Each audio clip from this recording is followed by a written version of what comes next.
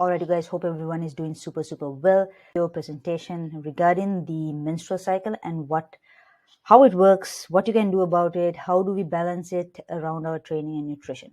All right. Now, if you have ever wondered why you suddenly get cravings at certain times of the month, some weeks you feel more hungry than usual, some weeks you're hangrier than usual. Why do these things happen? How can you balance it? Do these things have anything to do with your hormones or with your cycle, or is it just that you're getting cravings out of the blue? So, getting right into things. Your menstrual cycle is inconvenient, right? None of us like it. None of us are waiting for it. But I want you to understand that it is important, okay? As a female, it has to be part of your regular monthly cycle, because if you don't have a regular cycle, that will lead to a whole bunch of negative consequences. We're not going to be talking about that here, but you have to understand, if your cycle is not quote unquote healthy, you literally can't make a human. You can't get pregnant, right? That's the whole purpose of it. Now, knowing this has to give you some power in not demonizing it, not thinking it is the worst thing in the world, and not taking that step down. Okay, I just want you to understand that. Now, the aim of this little video is going to be to keep it very simple so that you can understand how to work this around your goals. Male and female fat loss principles will remain the same. A calorie deficit is required, you need to exercise, you need calories in versus calories out equation. As simple as it sounds, that is the bottom line, and that is going to remain the same. Okay, but rather than getting frustrated about your cycle and its ups and downs, I want you to understand and learn how you can work with it. All right, so that we can optimize your results, make this whole process a lot easier on you and a lot more sustainable. Now, getting right into it, okay? This is going to be a diagram of your cycle, okay? The basics. Roughly, your menstrual cycle will last up to about 28 days. Now, this is not everyone. Every single woman is going to be different, but on average, it is said for the cycle to last for 28 days, okay? This is split into two parts, okay? Your follicular phase and your luteal phase. Yeah, these phases are marked by two specific events. One is your menstruation, that is when your period starts, and the other is ovulation. All right. These two events are basically surrounded by two reproductive hormones. One is estrogen, one is progesterone. Right. This line in blue is going to be your estrogen, and the line in green is your progesterone. The line in yellow is going to be testosterone, and we're going to talk about that in the next slide. Now, menstruation is going to be the day one of your period, and that is when bleeding starts, right? So I have marked that here, your period, menstruation is over here. Ovulation usually occurs on around the 14th day. This is when your ovaries release a mature egg, and this phase basically lasts for just 1 day, all right? When it comes to menstruation, right over here, the day one of your cycle, all right? This is when your bleeding starts. Usually this period runs to about 3 to 5 days. 3 are the lucky ones, 5 to 7 days are the unlucky ones, but usually on average it's about 3 to 5 to 7-ish days, okay? Everyone is different. This is when things are a little bad. You experience bloating, headaches, cramps, mood swings, low energy, you know the drill, okay? This is when you really want to just sit in bed and chill, okay?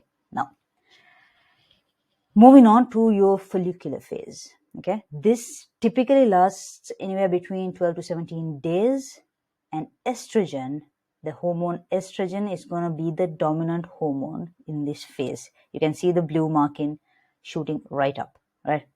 We also see a spike in testosterone during this phase, all right?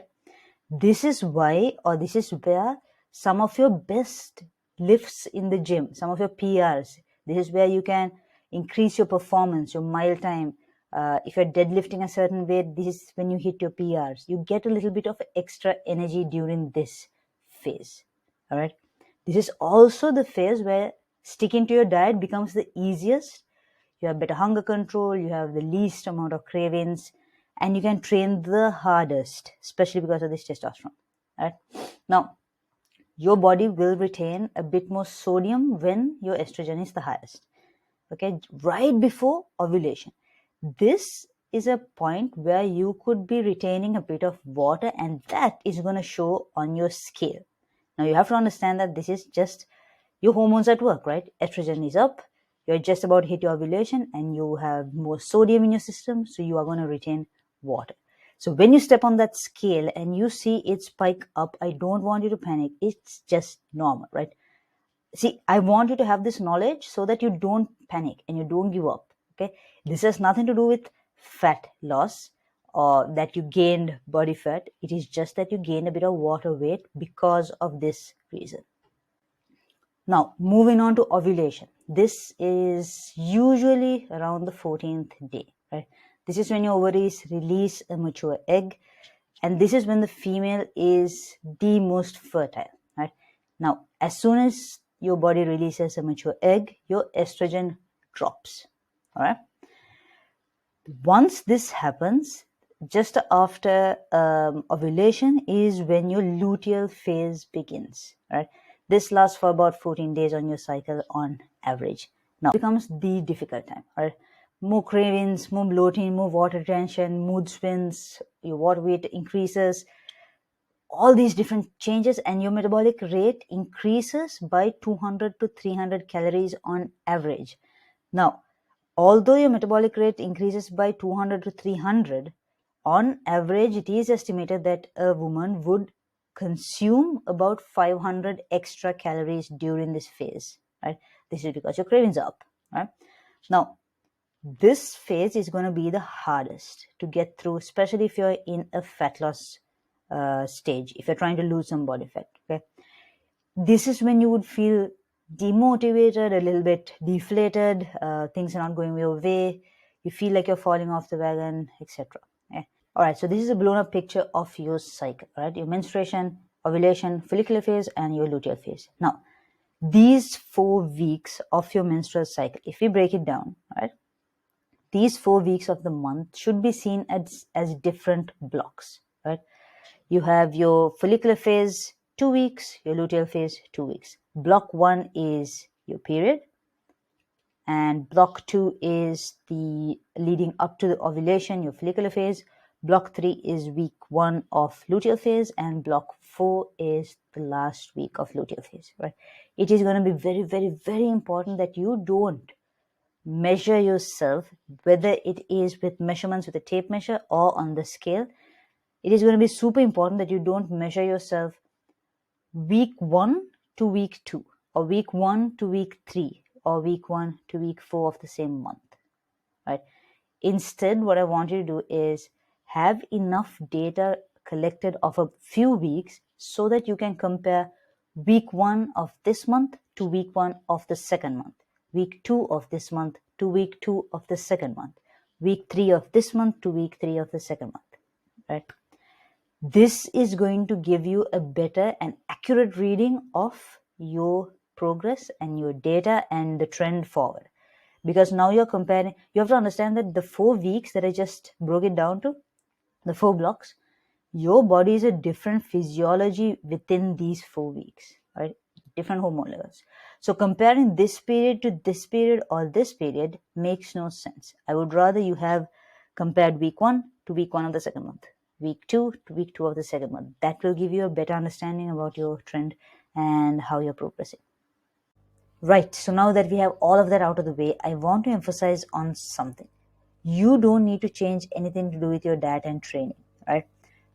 As long as principles remain the same, calorie deficit, calorie surplus, your exercise, your steps, your recovery, as long as all of the principles remain the same, you will make progress. But learning about the menstrual cycle, understanding it, being aware of it, and having that mental note about your cycle is going to give you the advantage and the ability to take certain decisions that's going to help you long term. For example, knowing when best to start your diet for better adherence, how to better prepare for cravings and increased hunger, implementing diet breaks at better times, knowing which weeks would be the best weeks for you to push yourself at the gym and which weeks when you feel like you don't have the strength or you're very lethargic as to why it is, right? Understanding scale weight fluctuations better. This is going to be super, super, super important. Remember when estrogen went up, you retain more water because of sodium.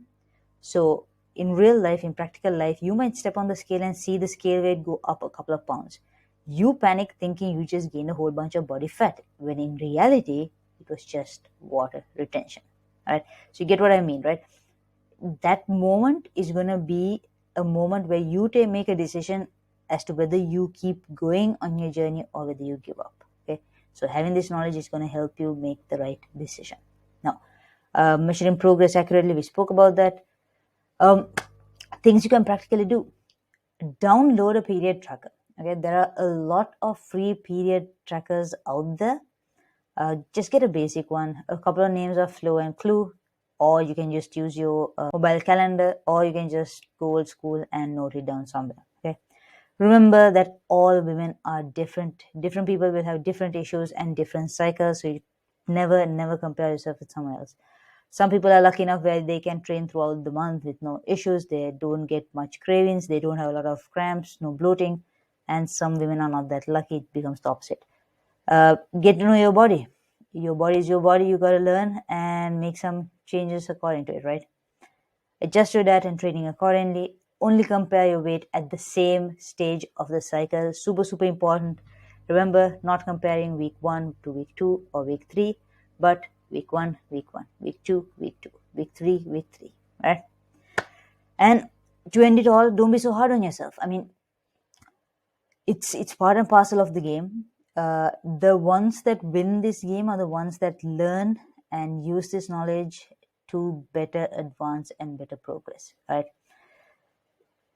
Take advantage of this knowledge. I'm hoping that this video helped understand this whole process a little bit easier. If you have any questions, you know where to find me. And yeah, keep going. Happy lifting, and I'll talk to you soon.